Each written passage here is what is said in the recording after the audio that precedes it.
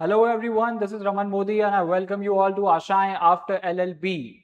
हाँ जी, तो भाई आज मैं आपको बताने वाला हूँ everything about NALSA university Hyderabad. ठीक है, नालसा जो हमारी नेशनल लॉ यूनिवर्सिटी है, national law university of Hyderabad है, उसके बारे में कुछ ऐसी चीजें जो काफी सारे लोगों को नहीं पता है और एक क्लैट एस्पिरेंट को पता होनी चाहिए, खासकर क्लैट यूजी या पीजी आप जो भी कर रहे हैं, एक ऐसे एस्पिरेंट को पता होनी चाहिए, वो मैं आपको आज बताने वाला हूं। ये बहुत फैसिनेटिंग भी होगी, काफी सारी चीजें ऐसी हैं जो आपके लिए फैसिनेटिंग भी होंगी, आपको और ज्यादा इंटरेस्ट डेवलप करेंगे कि मैं कैसे इस कॉलेज तक जल्दी से जल्दी पहुंचूं और कैसे यहां मैं अपनी पढ़ाई चालू करूं।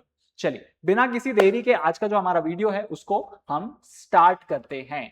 ठीक है जी, सबसे पहले थोड़ा सा हिस्ट्री देख लेते हैं इस कॉलेज की कि ये कॉलेज कब स्टैब्लिश हुआ, कैसे स्टैब्लिश हुआ। तो भाई 5 जुलाई 1998 को आंध्र प्रदेश एक्ट 34 ऑफ 1998 के तहत इस पर्टिकुलर जो यूनिवर्सिटी है उसको स्टैब्लिश किया गया। ये एक एक्ट के थ्रू स्टैब्लिश हुई है। ठीक है, आंध्र प्रदेश का जो लोकल एक्ट है वहां के थ्रू स्टैब्लिश हुई है, ऑफिशियल गैजेट पे नोटिफाई हुई, उसके बाद ये चालू हुई है। ठीक है, और ये at present third rank hold करती है ऑल ओवर इंडिया में। ठीक है, अगर हम करंट पोजीशन की बात करें 2026 में, तो ये थर्ड रैंक होल्ड करती है ऑन टॉप 3 एनएलआईयूज। ठीक है, इसके अलावा जो chief justice of Telangana high court है वो यहाँ के चीफ चांसलर हैं। ठीक है, जैसे हमने बैंगलोर में देखा था कि चीफ जस्टिस ऑफ इंडिया जो होते हैं वो बैंगलोर के एनएलएस के चांसलर होते हैं, बिल्कुल उसी तरह नालसा जो हैदराबाद का है, यहां पे जो चांसलर होते हैं वो कौन होते हैं भाई? Chief justice of Telangana high court. ऐसे ही हर स्टेट के हाई कोर्ट के जो भी चीफ जस्टिस हैं वो वहां के पर्टिकुलर जो भी यूनिवर्सिटीज है, नेशनल लॉ यूनिवर्सिटीज हैं, उनके चांसलर होते हैं, उनके एक तरह से एम्बेसडर होते हैं।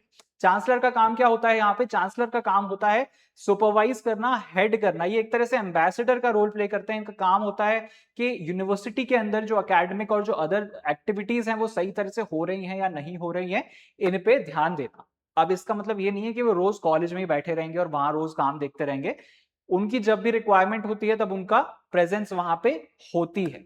ठीक है, इसके अलावा अगर हम कोर्सेज की बात करें कि नालसा यूनिवर्सिटी हैदराबाद में कोर्सेज कौन कौन से ऑफर कराए जाते हैं, तो इन टोटल 5 कोर्सेज हैं जो वहां ऑफर करते हैं।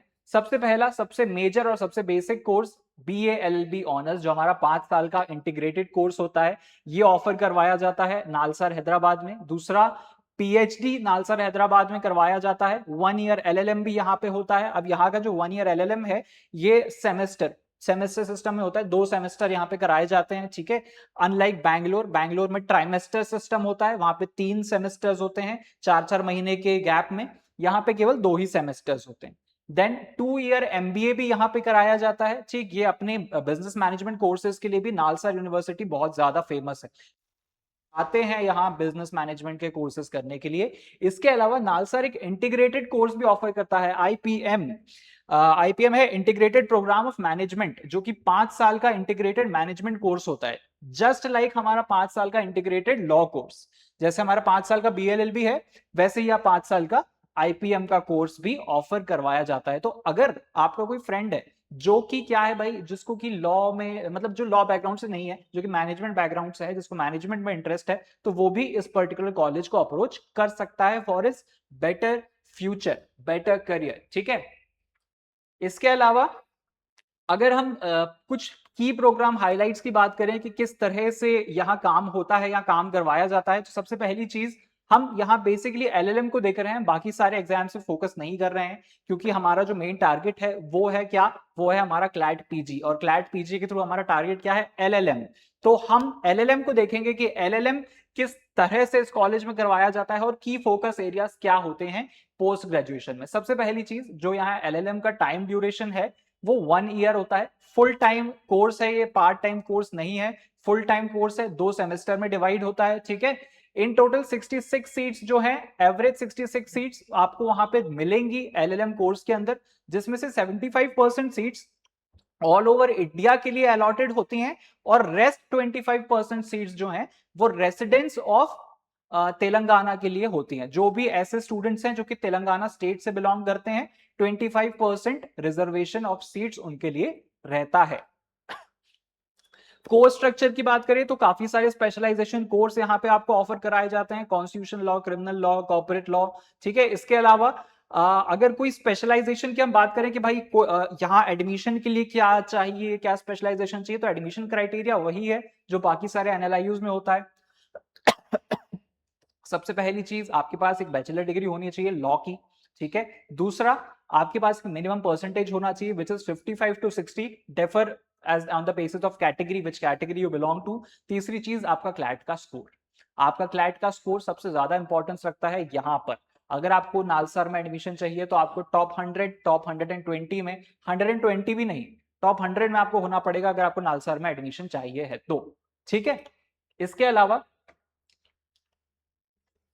अलावा अगर हम कुछ और एडमिशन हाइलाइट्स की बात करें, जैसे मैंने अभी क्वालिफिकेशन आपको बता दिया भाई कि एलएलबी आपके पास होनी चाहिए, मिनिमम मार्क्स 50 to 55। देखो यहाँ पे डिवीजन है, 50 मार्क्स जनरल कैटेगरी के लिए, 45 एससी एसटी कैंडिडेट्स के लिए आपके पास होने चाहिए।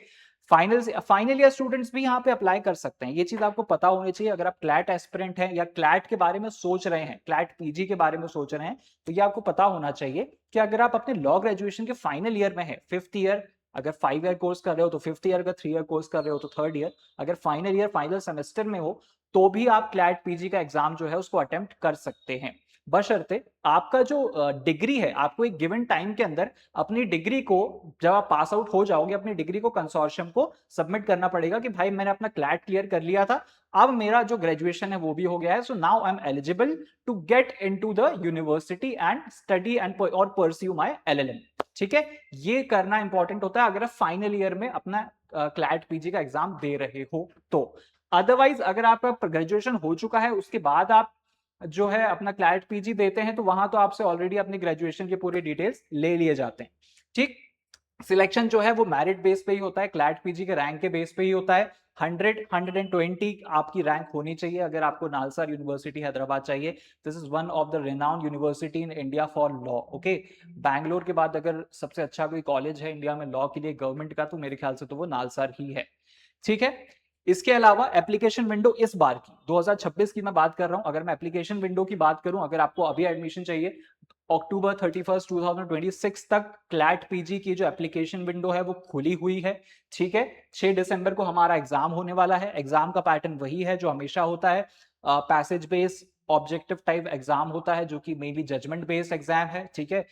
3.5 4 महीने अभी भी आपके पास हैं, जो कि मेरे ख्याल से सफिशिएंट टाइम है आपकी स्टडीज के लिए, ठीक है। अगर आप चाहते हो कि इस टाइम को आप किस तरह से ऑप्टिमम यूटिलाइजेशन कर सकते हो इस टाइम का, आपको एक रोड मैप चाहिए, तो उसके ऊपर मैंने एक डेडिकेटेड वीडियो बनाया है कि आप इन बचे हुए समय में किस तरह से क्लैट एग्जाम की अपनी अप्रोच कर सकते हो और किस तरह से क्लैट एग्जाम को क्लियर कर सकते हो। उसके ऊपर एक डेडिकेटेड वीडियो है जिसका लिंक आपको ऊपर मिल जाएगा आई बटन पे, आप वहां जाके देख सकते हैं। अपार्ट फ्रॉम दैट और भी अगर आपको कोई इंफॉर्मेशन चाहिए है क्लैट पीजी एग्जाम के रिगार्डिंग, तो हमारे एक डेडिकेटेड टेलीग्राम पेज है जहां हम सारी अपडेट डालते हैं क्लैट पीजी एग्जाम के रिलेटेड भी, और क्लैट रिलेटेड जो जॉब्स होती हैं पीएसयूज में, या लॉ रिलेटेड जो जॉब्स होती हैं पीएसयूज में, उनके रिगार्डिंग भी सारी की सारी इंफॉर्मेशन हमारे उस टेलीग्राम पेज पे, साथ ही साथ इस यूट्यूब चैनल पे भी आपको मिलेंगी। तो इस चैनल को भी सब्सक्राइब कर लीजिए, साथ ही साथ उस पेज को जाके भी ज्वाइन कर लीजिए, उसका नाम है आशाएं आफ्टर एलएलबी, नीचे डिस्क्रिप्शन में आपको उसकी लिंक भी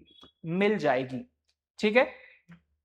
अब अगर फीस स्ट्रक्चर की हम बात करें तो भाई फीस स्ट्रक्चर थोड़ा सा बड़ा होता है यहाँ का, थोड़ा यहाँ बाइफर्केशन मैंने करके बताया है। ट्यूशन फीस कितनी है, एकेडमिक चार्जेस, लाइब्रेरी की एग्जाम फीस कितनी है, अदर चार्जेस कितने होते हैं, जैसे कि आपका एकोमोडेशन हो गया है ना, एक वन टाइम पेमेंट डिपॉजिट आपसे वहां पे रखवाया जाता है, वो कितना है वो भी यहाँ पे आपको दिया हुआ है, ठीक है। मेस एडवांस, बहुत सारी चीजें हैं, ये सब मिलाकर ऑलमोस्ट 2 लाख से 2.5 लाख रुपए के बीच में एक एवरेज फीस बनती है एक साल की एक स्टूडेंट की एलएलएम करने के लिए, ठीक है। फीस थोड़ी सी ज्यादा है, लेकिन अगर आप दूसरे एनएलआईयू से कंपेयर करें तो कम है, ठीक। लेकिन ये एक एवरेज फीस है जो कि यहाँ पे भरवाई जाती है। एक ये जो पर्टिकुलर रिफंडेबल डिपॉजिट है ना, ये जनरल कैटेगरी के लिए यहाँ पे 20,000 है, अदर कैटेगरीज के लिए 14,000 होता है, लेकिन बाकी पूरी की पूरी फीस एग्जैक्ट सेम वही की वही रहती है, ये चेंज नहीं होती, ठीक है। इसके अलावा ये कुछ सीट्स का डिस्ट्रीब्यूशन है कि सीट्स किस तरह से डिस्ट्रीब्यूट करी गई हैं। टोटल जो सीट्स हैं वो 66 सीट्स हैं, ठीक है। अब 66 सीट्स में देखो भाई, 66 सीट्स में 25 तो ऑलरेडी हमारे तेलंगाना डोमिसाइल स्टूडेंट्स के लिए रिजर्व कर दी गई है, यानी 16% है ना। जो बची हुई 50% है वो ऑल इंडिया स्टूडेंट्स के लिए है। अब इसमें भी अगर हम कैटेगरी वाइज इनको डिवाइड करें तो जनरल के लिए टोटल 33 सीट्स हैं, India all India other than Telangana 25 और तेलंगाना के लिए 8%, general category unreserved, OBC non creamy layer या फिर क्रीमी लेयर के लिए 15% 14 सीट्स टोटल है, 10% ऑल इंडिया के लिए और 10 सीट्स ऑल इंडिया के लिए और 4 सीट्स तेलंगाना के लिए। वैसे ही शेड्यूल कास्ट के लिए 9 सीट्स हैं in total.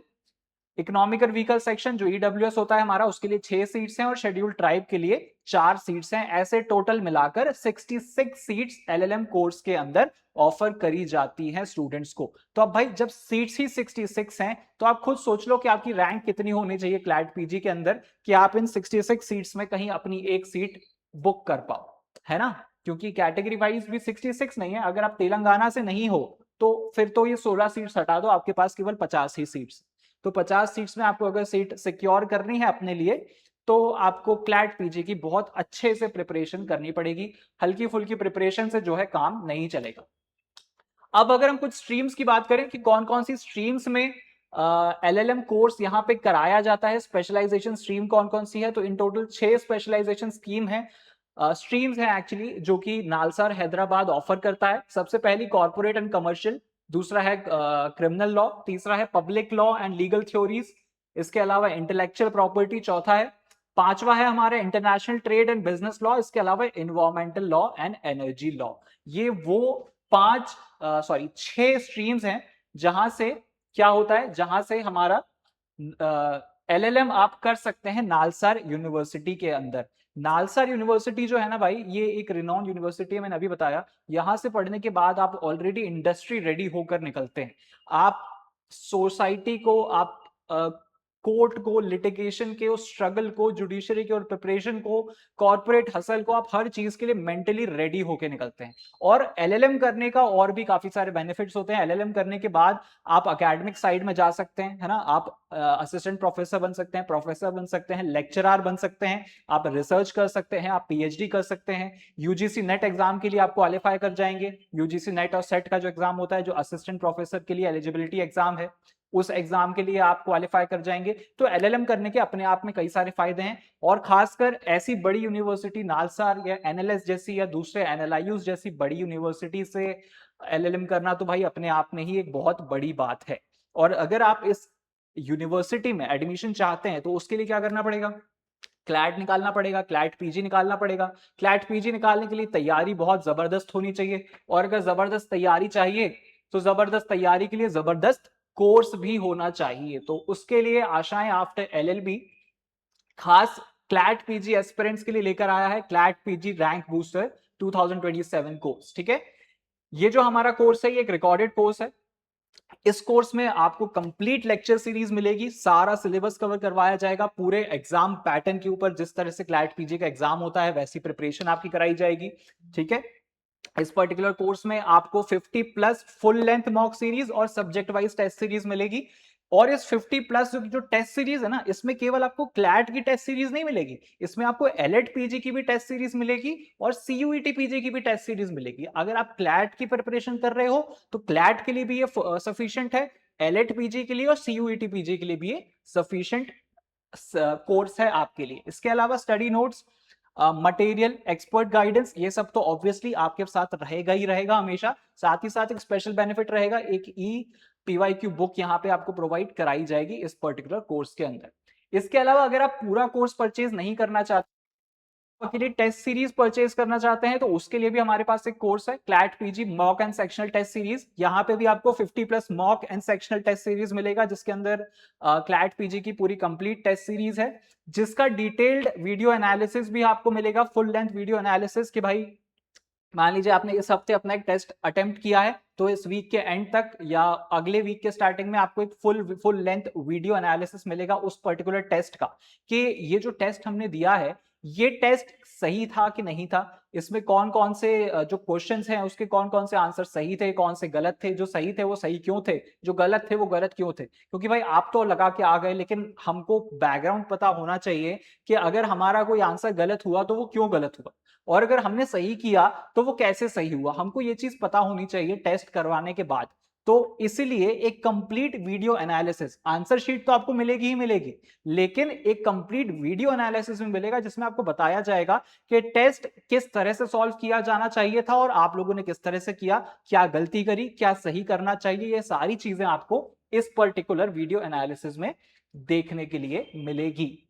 And once again मैं ये चीज आपको कहना चाहूंगा कि भाई क्लैट जो है ये बहुत डिफिकल्ट एग्जाम है, बाकी सारे एग्जाम से इसका पैटर्न बहुत अलग होता है, इसलिए इसकी प्रिपरेशन भी थोड़ी अलग तरह से की जाती है। टाइम ज्यादा बचा नहीं है, 3 महीने या 3.5 महीने हार्डली बचे हैं, 4 महीने मान के चल सकते हैं। सो किस तरह से प्रिपरेशन करनी चाहिए, कैसी प्रिपरेशन होनी चाहिए, ये आपको पता होना चाहिए। और इसके लिए मैंने ना एक डेडिकेटेड वीडियो बनाई है, एक कंप्लीट रोड मैप बनाया है मैंने कि आप कैसे 6 दिसंबर वाले क्लैट पीजी को क्रैक कर सकते हैं। उसकी लिंक आपको ऊपर डिस्क्रिप्शन में मिल जाएगी, आप वहां से उस लिंक पे जाकर वीडियो देख सकते हैं। साथ ही साथ टेलीग्राम चैनल हमारा जरूर ज्वाइन कीजिएगा डेली अपडेट्स के लिए, और ऐसे और इंफॉर्मेटिव वीडियोस के लिए, और इस पर्टिकुलर सीरीज की अगली वीडियो को देखने के लिए हमारे चैनल को जरूर सब्सक्राइब करके जाइएगा। यहां आपको क्लैट पीजी के रिगार्डिंग सारे अपडेट्स मिलेंगे, और साथ ही साथ जितनी भी लीगल वैकेंसीज आती हैं उनके अपडेट्स भी आपको यहां पे इस चैनल पे देखने के लिए मिलेंगे। So that's all for today, that's all from my and. मिलते हैं अगले सेशन में एक नए टॉपिक के साथ। Till then, goodbye and have a nice day.